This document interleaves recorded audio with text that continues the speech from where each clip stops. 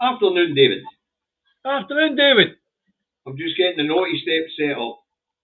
Yes, Bernie. Yep. Wait until we get the first recipient coming in, and we can treat them to some 200-degree heat in their arse. Never mind that. Aye, but at least it smells nice. I'll put a scented candle on. Anyway, the waiting room's quite busy. There's 50 in. Yep. I better get Facebook on board. Hey. A few subjects to cover the day, David. So, who would we reckon out of all the people that come on and join us? Who would you say has got the one with the least amount of bum hair? Nurse! Organs up his meds! I'm talking about the naughty step. Oh, wow. Anyway, good afternoon, folks. How are we? It's the Two Davies and the 20th of the 2nd, 2025. This is your second dose of me today, and this is the first dose of him you've had since Monday. And actually, gone on the pre-show ambo, it's just as well. Right, well, where will we look and see who's in, David? Yes. Right, we'll get Tina Chalmers, who's on Facebook, and up and Dundee's in. Mark Telfer, Steve McNeil, Evelyn Hume, Margaret Mackay, Robert Bruce. Thank you. Hang on a second, I'll use my funny old mouse that I've got here. Stella McLennan, William Leach, Jim Stevens, Aki's, Robert Bruce, DJ Martin, Rosie McGregor's in. I'll go back down the bottom of the page now. Let's see what we've got down there. If there's any that we've missed here, I do apologise because it moves up. David, there's 100 people in now. Hi, Kirsty. DJ Milk, shave your arse. Hi, Gary. Hi, Ange. Right, let's get back down the bottom of the page. Right, we're down the bottom of the page. John, hi, you, John. John Bell this time. And Lorraine Hay. Right, and it's moving quickly. Okie dokie. That's 113 on board, David, already. I've said anybody that wants to, big apologies, but it moves up bloody fast. It really does. Hey, and apparently Mr. Rees had his back, sack, and crack singed. Ooh, that sounds nasty. Well, Milligan, you get the gutter, boy. That sounds like something you would not recover from for quite some time, I can assure you. Hey, right, let's get started, David. We've got a lot to get through here. Right? Yep. Get your head back in the middle of the screen. Yeah, sorry. Okay, right. Now, the councils have started voting on council tax rises, and we're looking at the biggest council tax rises in 20 years. Apparently, now 5 council areas have more or less declared what they're going to be. Yep. Glasgow, an SNP and Green Council, they're going for a 7.5% rise. Well, they did moot. They were going for 5%, but it was the Greens that put on the extra 2.5%. Yeah. They used that to clean up the streets in Glasgow. I'm going to say the extra 2.5% is to be ring fenced for cleansing. Yeah. Now, now East Lothian and the Borders have both popped for 10%. Yeah. Wow. Fife and Edinburgh have popped for 8%. Yeah. North Lanarkshire are voting on a 10% rise. Yeah. Now, over the course of the next week, folks, we'll get the other, all the authorities having a vote on this. And when we get the full list out, we'll let you have it. Okay. Right. I'm Western Bartonshire, right? Right. Now, they're muting a 10% rise, is it not? Yeah, but just imagine how much that is, right? I can tell you how much it is for me. I now know how much my council tax has gone up by. Go on. My council tax has gone up by £122.60 a year. And that will take my Bandee home to £1,348 a year. But you can take £348 of that away because that's the water rates. Right. Let's give you a good example. I've just had notification that my pension is going up. Right. £9.25 a week. Hi, Gary. Call it a tenner a week. Right. Aye. Okay. To round it up. Right. So that's £520 a year. Yep. How much did you say it was going to cost you extra for the council charge? £122.60. Right. Can you imagine how much that is to a pensioner? Oh, aye, massive. And yeah, receiving an extra £520 per year. It's a 50-year pay rise right out the window, David. Yeah. You know? It's a 50-year increased pension straight out the window. Right. What's the answer? What is the actual solution to all this? Or what do you think the actual solution to all this? If you had the power to actually make a decision on sorting out this problem with the councils, what would be your answer? A land tax. Correct. Why is a land tax so important that we take on the idea? Because then each property would be charged according to square metre it had on floor space and additional outside space. It'd be a much fairer way of doing it. Yeah. So, I mean, I know people who have got Band D houses here in North Lanarkshire who've got massive big houses. They're Band D because of their age. Yeah. You know. Yeah. But I mean, some of the big sandstones that are Band D in Airdrie, they're worth £40 million. Yeah. You know, and they're only paying £1,348 council tax. Yeah. For a 7-bedroom mansion in Airdrie. No bad. Not bad. Whereas we've got Alex Adams there, who is paying £2,000 for his Band D. I don't know where Alex lives, but that's what he's paying. Hi, Reagan. Somebody put a link up for Reagan's channel, please. So, what we do know is people are going to get smacked real hard. Do you mind if we make a slight segue so we actually get something in that we promised we would do, right? We're going to discuss doctor surgeries and getting actually an appointment with the doctor, right? Aye. What we need to do is... Can we wait till we get to that article, that part of it, then we'll get into it. What we do is so that we remember to put it in and put in give people time to think about it, right? Okay, people, here's the question for today. What we'd like... And we'll go back to the chat. We want you to put in the health board area you live in and how long it takes you to get a GP's appointment. End of. That's it. Okay, because we're going to get to that in a minute, because we're going to cover First Minister's questions today. Right. Okay, but council tax rises, folks, it really does look like people are going to get scudded, David. Oh, aye, definitely. We way above inflation rises to their council tax. And to me, of course, that extra £122.60 isn't a great amount.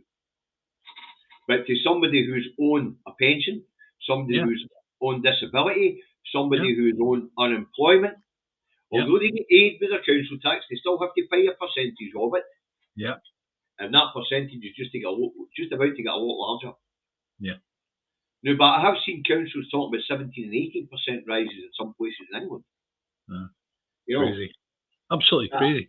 I think they've got to have referenda on it in the local areas. Well, I don't know.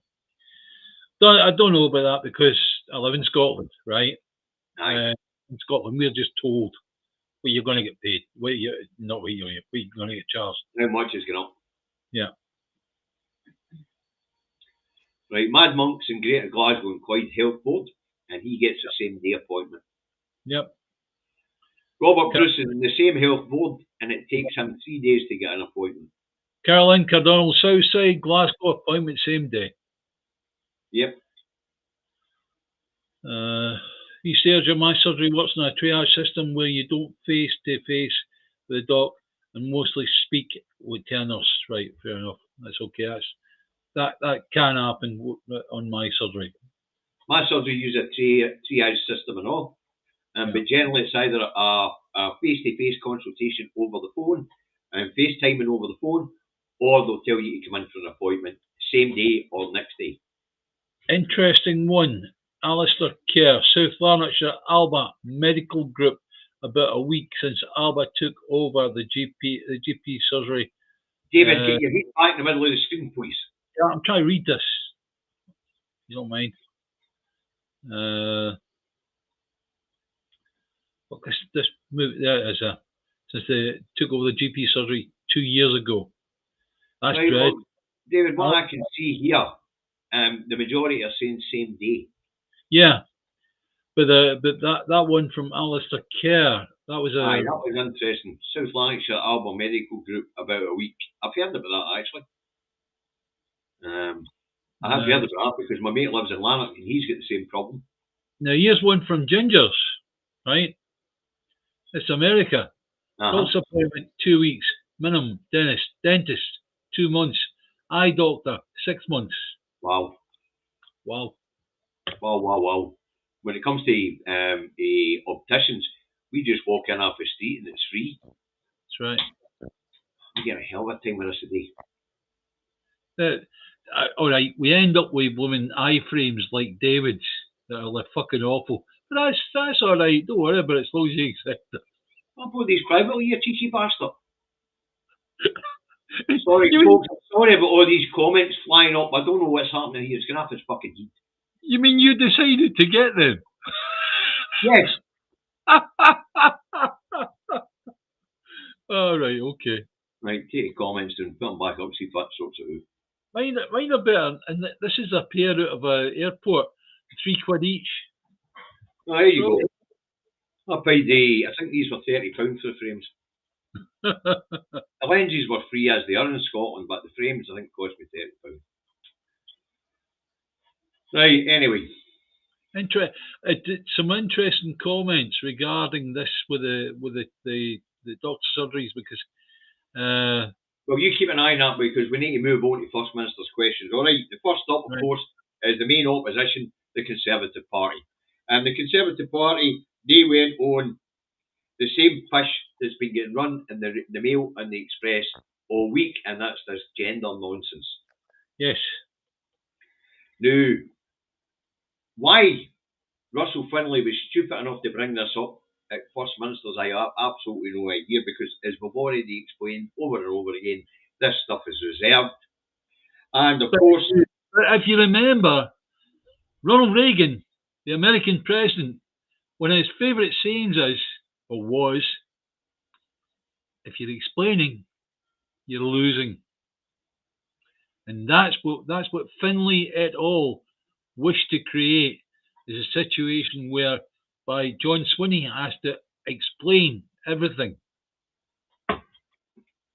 End of. Anyway, what did John say to Finlay? Don't bring this culture war shit to our parliament. You're trying to sow division here. We're not having it. Yeah, it's reserved to Westminster. It's UK gender laws. End of.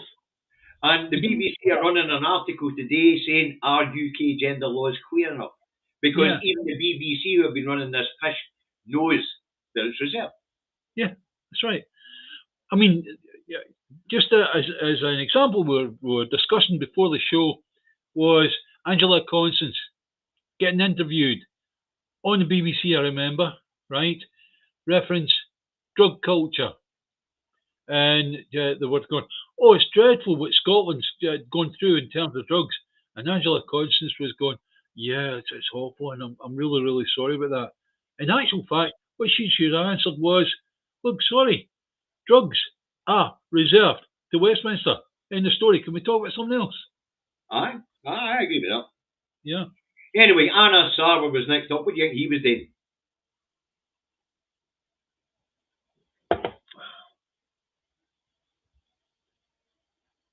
Well, what do you think Anna Sarwar was doing? That's no way. That requires an answer, David. It's a question. That's my answer. Fuck all. Ambulance chasing. Yes. And that's why people in the audience were asking you about how long it takes you to get a GP appointment, because according to Mr. Sarwar, none of you can get one. Right. Anyway, John's funny tales of... Some people are in a situation where they're having an incredibly bad time, as we can see, like from Alistair Kerr, right? A week But guy. the majority of people, same day. That's what I'm saying. So there is some practices that are badly run, David. I think it's down to how badly the practices are run. Anyway, the best bit was the best part of First Minister's Day for me was Lorna Slater of the Greens question.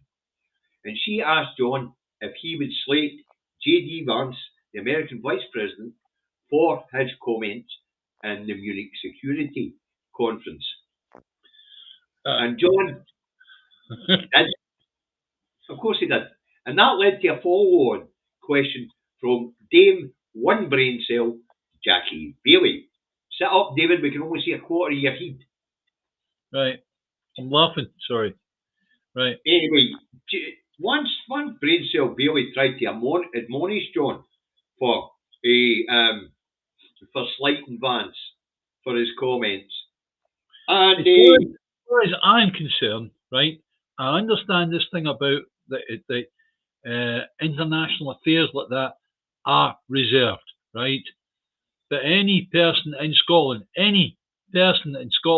including our politicians, should be able to slate any other politician in the world for their actions or words.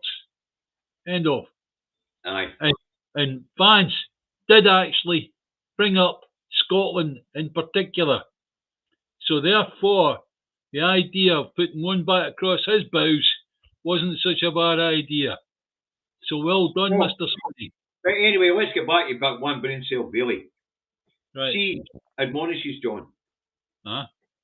telling him that's not the UK's official stance. Anyway, John just tell her, both barrels, in this parliament we speak the fucking truth. Yeah. Which is interesting because the Welsh Parliament's just about to introduce a bill to compel them to tell the truth or lose their jobs. Yeah, now that to me is wonderful. But have we said this before, that turkeys don't vote for Christmas? Aye. So, well, it passed. But whoever's written this bill has written it in such a way that it make somebody look an absolute bastard for not supporting it. Aye, maybe. But you can guarantee, I haven't read the bills, David, so I'm not going to comment on it, but I'm sure there'll be full of get-out clauses. Yeah. You know, right. Because every time somebody's accused of misleading the Parliament along in Holyrood, actually, by the time they look into it, it's no deliberate. Right. If somebody, let's talk about Westminster, right? If somebody says something wrong at a dispatch box, they've got a certain amount of time with which they can create a withdrawal. Yeah? Uh-huh. Which they put through the speaker. And I haven't heard that being used in the past, but I know it's a system that's in place. Like when Boris Johnson was lying about Partygate, right? He could have left there and went, "How do we think about it?" And I better tell him the truth, right?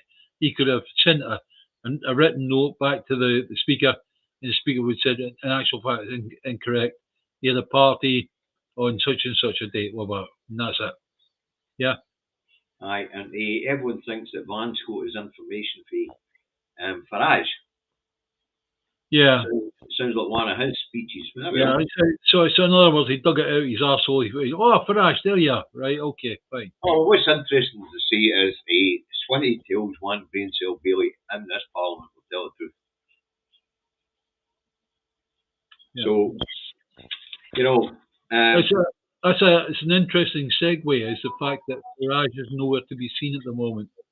No, well, apparently he's put his head above the parapet this morning and declared that Zelensky is not a dictator. Oh, I wonder what his friend, Mr. Orange Man. And I don't want to misquote John Swinney, so what he actually said is, in the Parliament, he will speak truth to the Parliament. Fair enough. Right, let's move on. We've got another MSP saying that they're not going to stand again, and this time it is Beatrice Wishart of the Shetland Islands to stand down and no stand for re-election in 2026. So that makes the people who have declared they're not going to stand again so far 6, but this is the first one from a party other than the SNP to declare they're not going to stand Lib Dem. Lib Dem, that's right. Beatrice is Lib Dem. So there's some big hitters that are no standing again. Humza Yousaf, Graham Day, Richard Lockhart, Michelle Thompson, Audrey Nicholl, and now Beatrice Wishart. Audrey Nicholl, is it possible that she's maybe had a word with Stephen Flynn? No, she denies it. She denies it.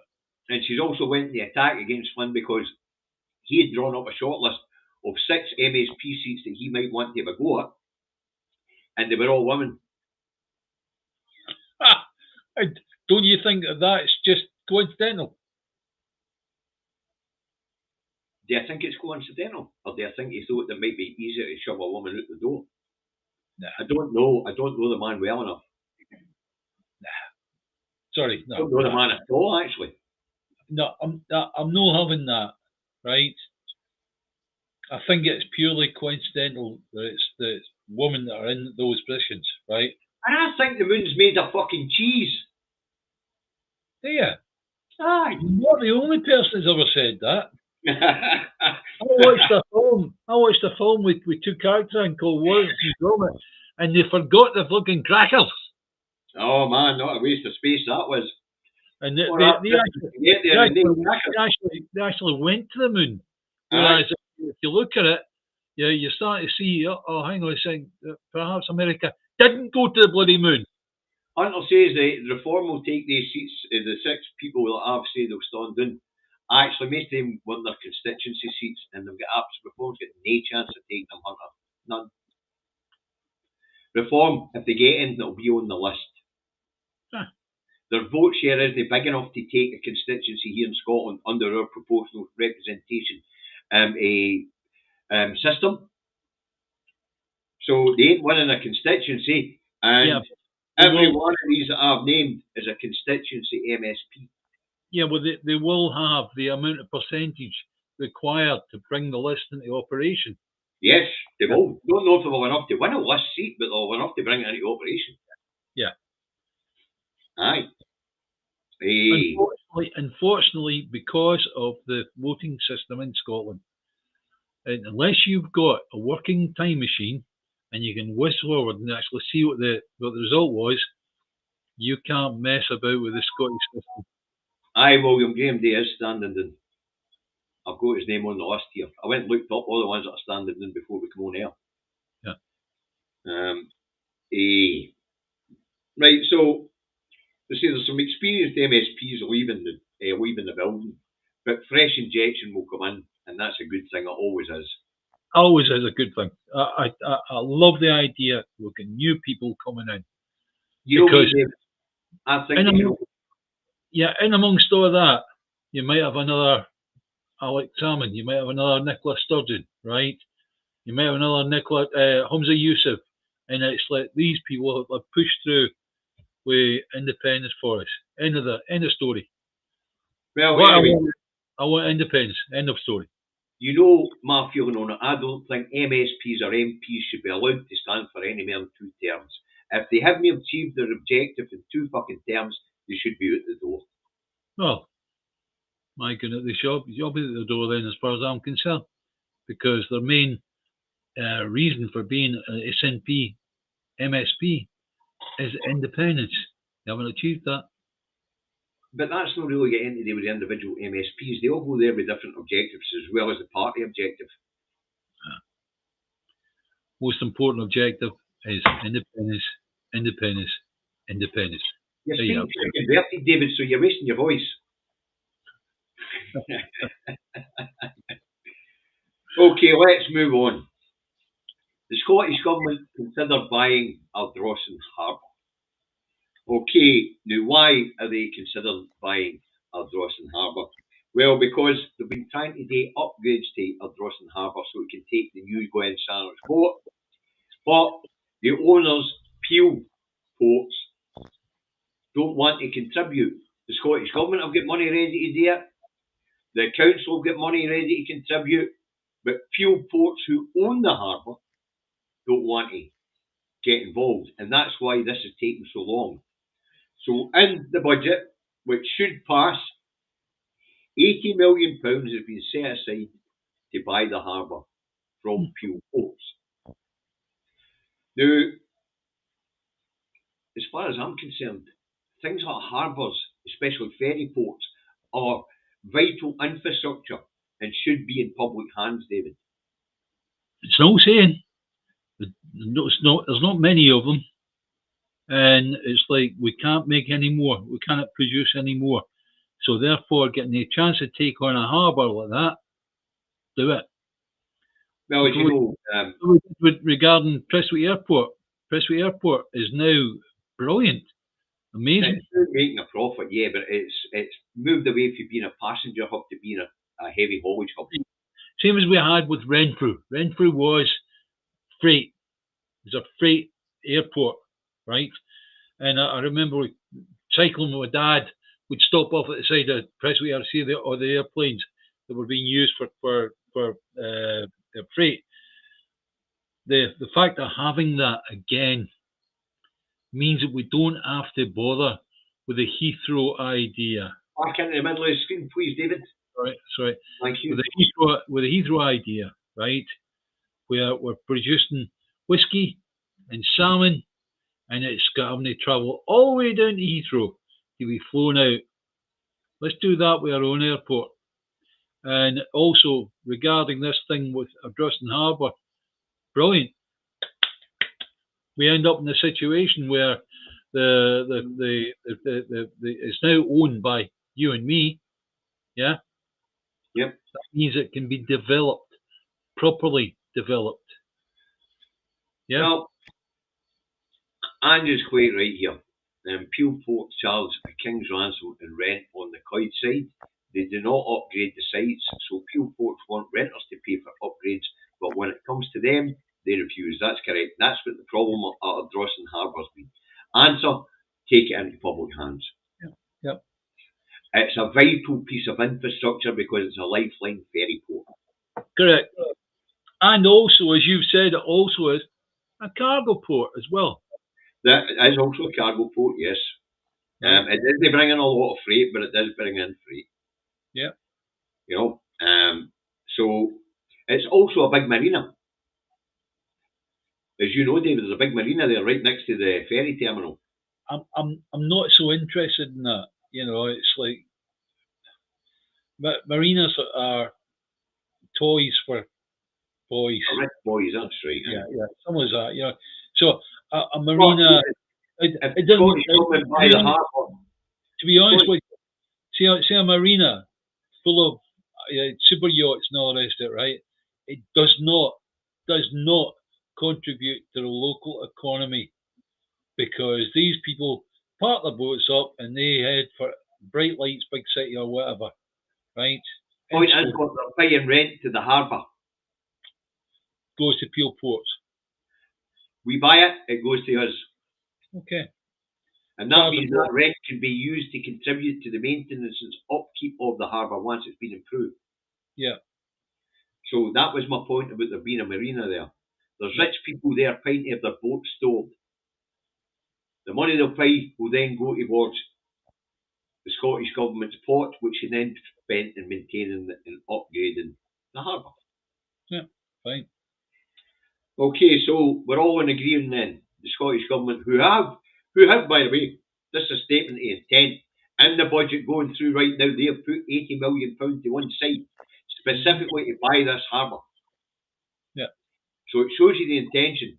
And I noticed somewhere there somebody said compulsory purchase. Well, if it comes to that, I guess it will be. Yeah. And that was a Neil McLean compulsory purchase. you've just put something into my head, which I think is moot for later on, but we'll discuss it then. So carry on. Thank you for that. Right. And this is an interesting one. SNP government to give 25 million for a just transition to Grangemouth. Now, as we know, the UK government have promised 100 million quid, but not a penny has been forthcoming so far. Dead right.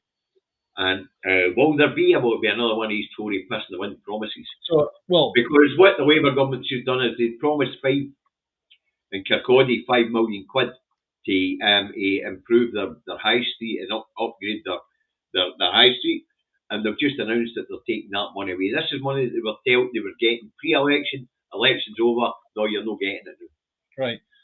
So let's just assume that 100 million is not going to come. Right. What is the 25 million for? It's a retraining of these people that are going to be.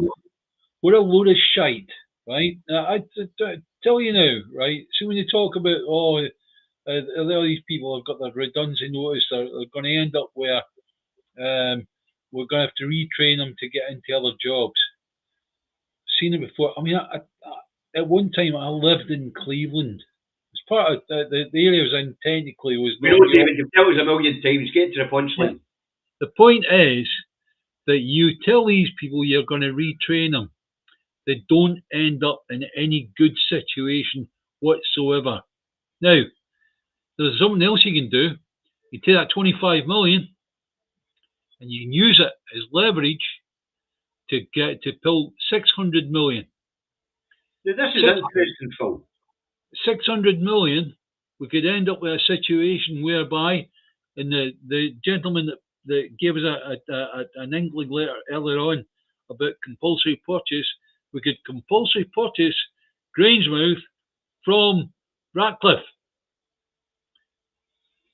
End of story. No selling it. Compulsory purchase. Well, anyway, Grangemouth is in the Freeport area. Scottish government will be frozen out. Any money spent is lost.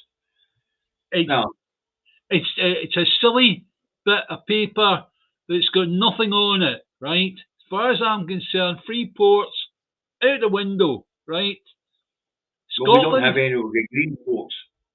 Scotland needs a refinery. It needs Grangemouth. Well, specifically we need Grangemouth, but it's there. Yeah, correct.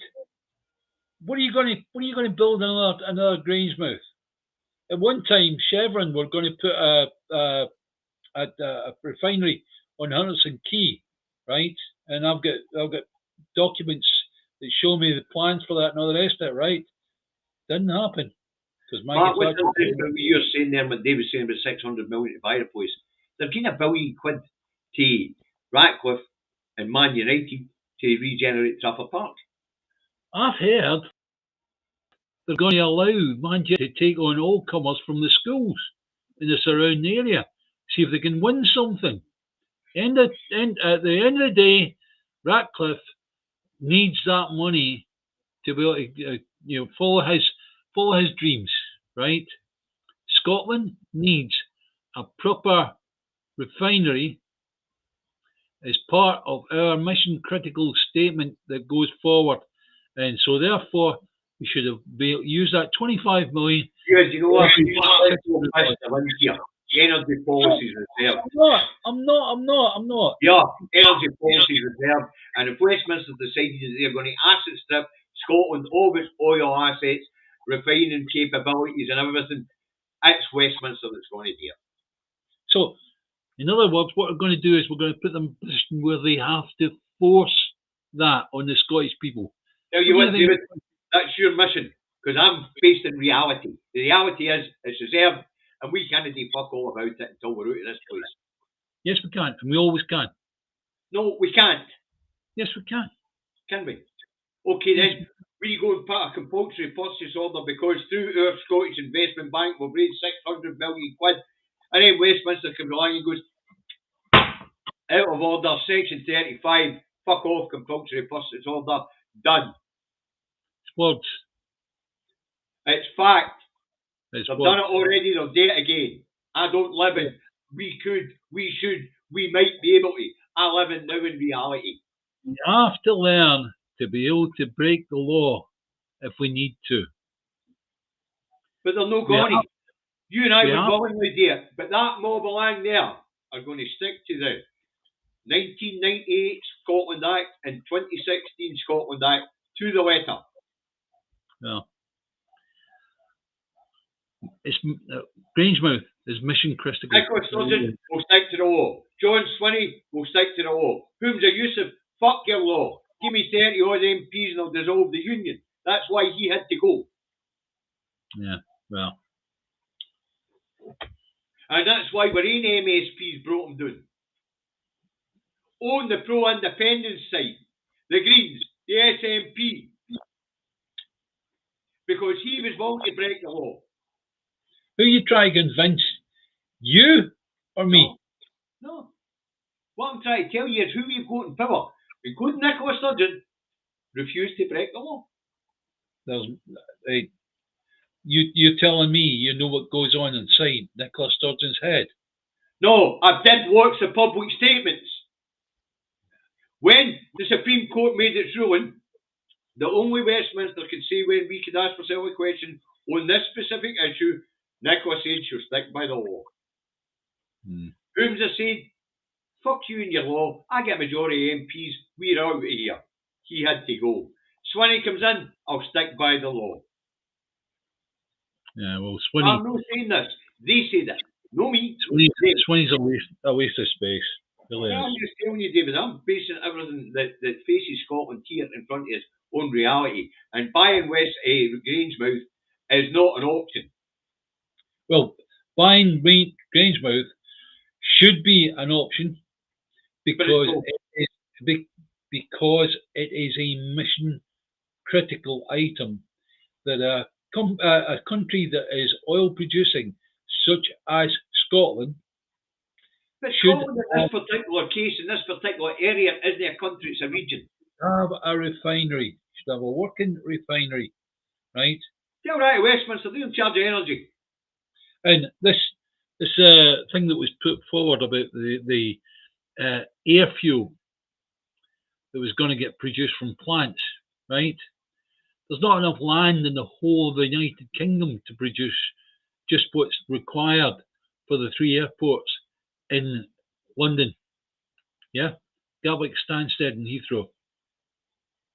See, it doesn't matter. As long as these things are reserved and we get fucking MSPs and First Ministers who say they will stick to Westminster's rules. Pissing in the wind, David. Right, let's move on to the Muppets. Break the rules. Let's move on to the Muppets down the road. Rachel Reeves gets more bad news, and the amount of wriggle room in her so-called budget and in the Treasury had just shrank again because inflation's went up, and the Bank of England have issued an interest rate warning saying this decrease in interest rates, which might have been coming down the road, is now on hold. So, the economic outlook is no good. It's getting worse. And the inflationary effects of Trump is going to be murder. The inflation we're seeing coming through right now is because of her stupid budget and the autumn. Yeah. The inflation coming behind that is going to be because of Trump's trade wars. And it's going to be much higher. Much higher. So we're up to 3% now. We could be anywhere by the end of the year. Anywhere. So things are not looking good, and the Bank of England have issued a warning to Rachel Reeves that she doesn't have any more wriggle room in the budget. Now we know that's all bollocks, David. She can print as much money as she wants. We know that's all bollocks because we know fine well that any country like England, like Scotland, whatever, if you've got a central bank like that, you can produce what you want, but you have to deal with the backlash of that, which is the buying the debt back again at the later stage. However, initially, when you need the money, you just print it. Aye. Print it. That's it.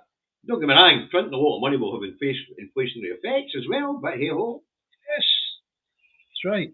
You know, But there are things that you can do to reduce those inflationary effects.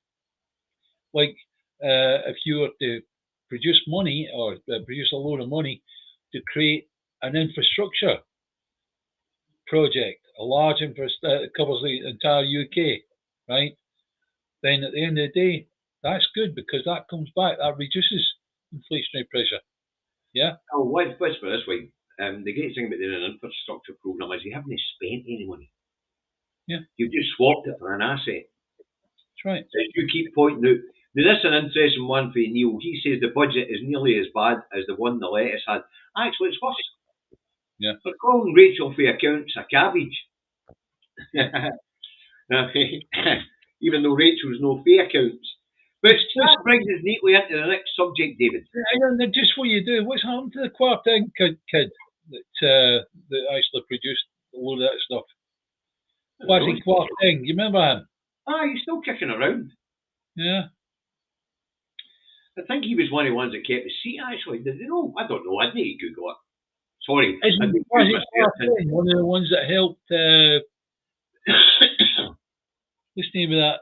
Oh, I can hardly remember half of these names of the Conservative prime ministers. What was the last one called? It was Sunak. Sunak. You better go and get your mental cognitivity wasn't Kwasi Kwarteng one of the ones that was along with Sunak that helped take down the Bank of Scotland, Royal Bank of Scotland? I know, aye, but and Sunak made £100 million out of that. Though in actual fact, there was three of them. They made £100 million, and it was Sunak that took the majority of that £100 million. Well, Doug, they've already started the layoffs, mate. The supermarkets were the first in. Now, but what you're really going to see is a lot of restaurants and pubs go to the wall. Yeah, still like that. You're going to see an awful lot of unemployment. Right, but anyway, we've talked about this time, guys. We've talked about that for a long time. Aye, it's a recurring subject, David, because the news just gets worse and worse and worse. It's still going to be reported. Yeah. You know, and once again, inflation is becoming a problem. Right, now, moving on, Mayor scandal and the Labour Party and pressure on a Labour minister to resign. And once again, it's overlying on their CV. Now, apparently, Business Minister Jonathan Reynolds is under pressure to resign after claiming to be a solicitor on his CV. He did train for a wee while, but didn't pass. Now, don't you think this is coming off the back of Rachel Reeves, where she didn't provide her proper CV? She provided her proper CV to the House of Commons. However, she lied on our social media platform. Well, apparently this is his LinkedIn page, so I don't know if it will apply to him. I don't think he'll be resigning either. It depends on what he's put into the House of Commons library or his previous. Very embarrassing. Seriously, very embarrassing. Well, it's a bad thing claiming to be a solicitor when you never sat your exams. Yeah, and what's it like being a Chancellor of the Exchequer when all you did was answer the phone? Aye. But what you've got to ask yourself is impersonating a solicitor against the law? I know that impersonating a policeman is against the law. Aye. I don't know about a solicitor. Aye, the solicitor's not an officer of the law, they're not. No. David, keep your head in the middle of the screen. There's nothing worse than only seeing one side of your head. You do it as well. I can't get that far out. Well, hang on. I'm having to lean to Marie and side you. You swing the computer around, it's on a desk.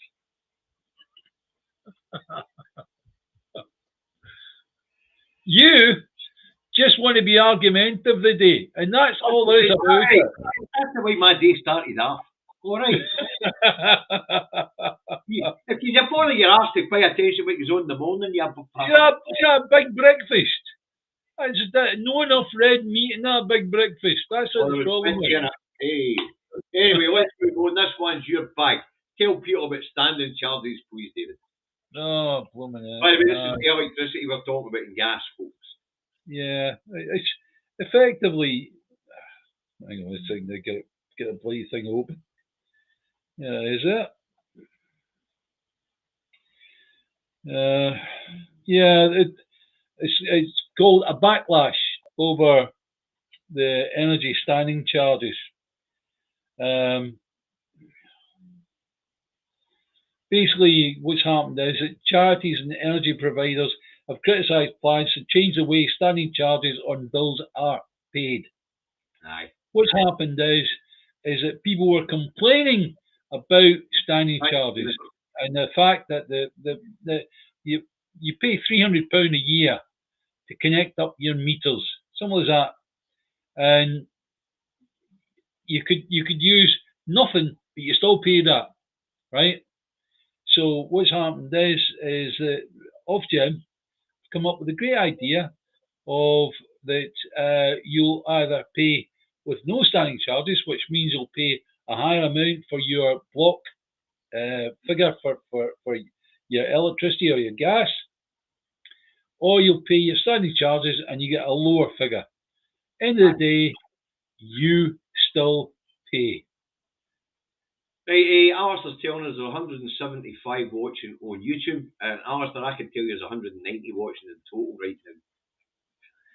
Because I can see both platforms, and both platforms, I get the figures for both platforms fed through to me.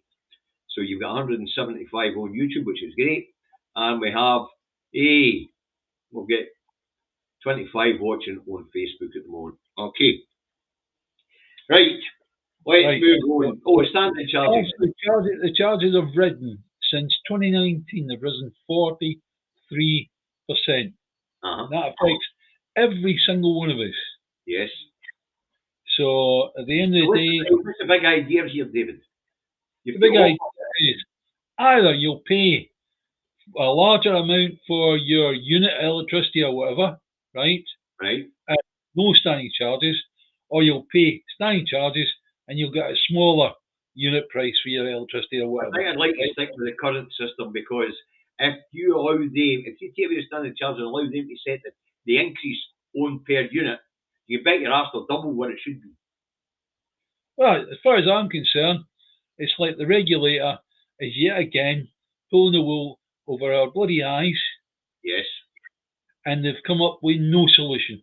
They asked 30,000 people to give a submission on what their views were on standing charges, and the people came back and said we want rid of standing charges, and the Ofgem have basically said, well, what we'll do is we'll do it this way, and they've come up with a system that does fuck all.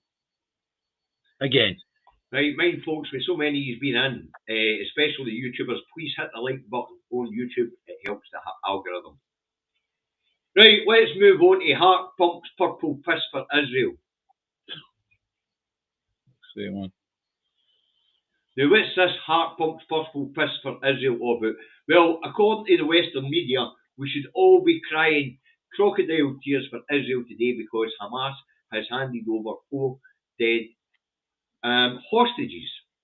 Yeah, but the thing is, though, it's well nigh possible that it is completely true that those hostages were killed by the Israeli Defense Force, who dropped a bomb on them and killed them. Highly possible, David. Why I'm saying Heart Pumps Purple Pisses because of the way we have a media bias. Yeah. So we are supposed to feel bad for Israel because 4 Israeli citizens have died in this conflict. Meanwhile, we're going to feel bad for the 46,000 Palestinian people who have been executed by the Israelis. It's more than that. Oh, we know it's more than that. We haven't got to the part of clearing the rubble yet. But this is just what we know about 46,000 odd people have been killed on the Palestinian side. But here we are being asked by Western media to pour their heart out for four Israeli people who, like you have pointed out, David, could possibly have been killed by their own. Yeah. I mean, that we've recently had one of the people was an old gentleman, and he was a peace. Yeah, he argued and campaigned for peace all of his life. I mean, his wife was released last year, but unfortunately, he must have succumbed somehow. Right?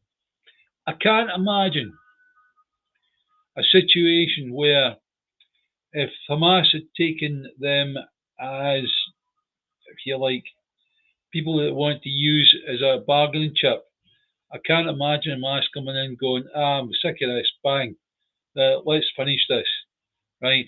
These people I don't think have been killed by Hamas. Well, if we look at the way the other hostages that have been released, they've all been released in really good health. Yeah, I mean, you look at the was it 4 blokes the last time?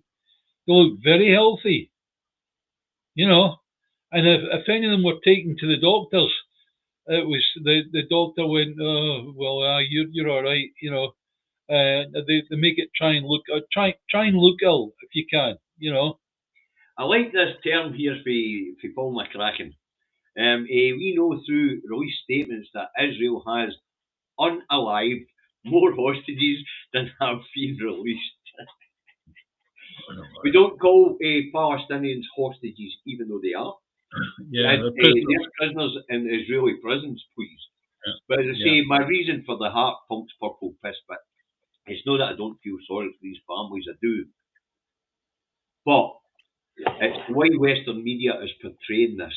Yeah, that's right. Apparently, these 4 hostages that have unfortunately succumbed to something or other, or have been killed by either crossfire Palestinians or Israelis, we are supposed to give more sympathy to Israel for these 4 people than what we're being asked to give to the dehumanized Palestinian people who have died in their multiple thousands. It's morally and ethically bankrupt. The whole thing is morally. The Western media, David, is definitely morally and ethically bankrupt. Yeah, definitely. I really don't know how the world moves on from this as it stands, and all I can hope for as an individual is that the BRICS setup gets more and more powerful, so it usurps and turns over. Trump tried to say that the BRICS were finished and they've only just started. Turns over the new world order that we saw being brought in the Iraqi war, right? That needs changing, and I look at BRICS and I go, right, let's see if we can do any better. Well, David, taking BRICS out the equation, it could well be, with Trump closing up to Putin, that the world order's about to change dramatically anyway. Yeah. I mean, if these 2 bomb pots get together and become a team, then Canada, Greenland, Gaza, and Panama is just the start. We did discuss this before the show. Of course we did. That Trump, if you imagine he's a poor businessman, but still in all, he's a businessman, right? And he'll have looked at this from the point of view of, right, with Ukraine, I think I've got Ukraine anyway, right? Let's do a deal with Russia. Stop them from fighting with each other, right? They become friendly with Russia, right? I'll still get Ukraine at the end of the day. So he can do a deal with both sides. No problem at all, right? That's what's happening here. People are looking at it and going, oh, his new best friend's Putin. I think people look at Trump as being an idiot, right? in this case, I don't think he's being an idiot. I think he's trying to be clever. I think he's not doing more than trying to be clever. He's being clever. Well, what's interesting about what he's doing to Ukraine is before a peace deal is signed, he's trying to get Ukraine to sign away 500 billion quid worth of rare earth minerals, because that's how much the Americans have ploughed into Ukraine, allegedly, since the start of the Ukraine war. Happened to us during the Second World War. We asked America to come on and help us, right? And what happened was we've only just finished paying back the war debt to America. Yeah, but that's fine, David. We had 30, 40 years, 50 years to do it. He's wanting a guarantee of access to all rare earth minerals and a contract before any peace comes around. When did he mention about the rare earth minerals? When was that mentioned? That's what he's demanding of the Ukrainians right now. Look it up. Yeah, right now. Why do you think he's asking for rare earth minerals? Because when he put sanctions, his version of sanctions, onto China, China came back with, we will provide America with no rare earth minerals. So therefore, what's happening is, he knows fine well that Ukraine are sat on top of all these rare earth minerals that he needs, right? And that's why he's doing the deal. End of story. Well, as you said, he's a businessman. Yeah. But now he's trying to blackmail Ukraine. Well, I wonder if Russia's relationship with China, which there is in the background, I wonder if Russia will maybe step in there and go, no, you can't have the rare earth mineral. You can have everything else, but you can't have rare earth minerals. No, because China's going up there and you're not getting that one. Right. Well, I'm going to follow Chris to say, if Ukraine keeps fighting, they will have no country left. They should have taken the deal Bojo scuppered. They would have had 500,000 more men and 4 more oblasts. Aye, whatever hell that. Right. They just had to stay neutral and out of NATO. Fair point. Fair point. The other thing about it was, when they get put in control of the Donbass, but in the deal there was a referendum in 7 years to see if they wanted to be Ukrainian or Russian. Now we know Russia would have thrown a shitload of money to Donbass. Would they have won the referendum? That would still have been on the knife edge. You know, but it would have been a fair thing. Yeah. You know. Well, Mr. E, you need to behave yourself, sir. Wow. What the heck? Yeah.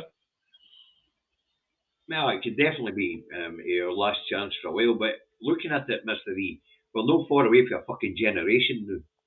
Yeah. And a political generation, as we know, is only 7 years, and we know that because of the Good Friday Agreement. Simple as that. And the Good Friday Agreement, the reason why a political generation is set at 7 years is because it's the age that a child starts secondary education and gets to the age of being able to vote. That's how it was worked out in the Good Friday Agreement. But hey ho, we're not there yet, and we're still polling 50-50. And as long as that's the case, there's no pressure on Westminster. And I think we need political leadership prepared to go the extra mile. And the extra mile is being prepared to break the law. Yep. Break the law that Westminster put in place for Scotland. So therefore, we are Scotland, we are strong, and we will not be told what to do. Apparently we will. Well, Nicholas yes. was dealt with today, John Sonny was dealt with today, and the one who says he wouldn't be dealt with today was kiboshed. Anyway, David, that's 5 o'clock, but before we go, for anybody who's new to the channel, welcome. Please hit the like and subscribe button. And in case you're wondering about the super chats, folks who are new to the channel, the money doesn't go to David and I. We don't take money from the channel at all. Every penny raised goes to food banks and baby banks. That's right. And the reason why we do that is because we can. We're not trying to make a living out of this. You know, we don't want to be politicians. We do not want to make money from this channel. We purely and simply want the people of Scotland to be free. yes, and well informed. Yep. And we're hoping if we get a campaign, this channel could be used to boost the campaign. But when we talk about keeping the campaign going, folks, we are in our own bubble, but while we're here, there's a lot of good information in our own bubble. Yeah. Right? So pay attention to Scottish vloggers and bloggers as well as the ones in the wider UK, and there's some real good ones out there. Young Reagan Elites the other day. We'll get a Daily Blase covers Westminster's committees and debates. We should cover more of Holyrood's committees and debates, but that's covered well by Broadcasting Scotland and Independent Scotland. So we do Independence Live, so we really don't need to do that. There's a new guy on the block called Sir Rosa. He's no bad, although you're not going to hear anything there that you haven't already heard from me. Because I have been listening to a young fella. I'm saying young fella, he's only a couple of years younger than me, 4 or 5. But I've been listening to him, and he is bringing up the right points, but there's no points you won't have heard here from David and I before. You know, because, let's face it, it's all been said for the last 14 years. Or 12 years or whatever it is since the referendum, 10 years. We're on to 11 years we get September this time. So it's no as if it's not been said. But he does articulate the same arguments very well, so he is worth listening to. But, you know, just support all the pro-independence channels, folks. And they, as well as some of our friends in England and the wider world. Because a lot of them doing that road in England especially are outraged at the denial of democracy here in Scotland. They really are. Well, and, as I say, Reagan Elites here, he'll testify to that. He's pretty well pissed and all that our democracy is being denied. Hi, Kazzy. Say hello to Lynn for me. Guys, I start work in 28 minutes, so keep your eyes on the prize, partisan politics in your pockets, get your ass in gear. And it's his turn. Oh, all right, okay. Independence. Well, I decided to take my own fucking catchphrase back today, alright? You, I've got a programme to schedule, and I've got work to do.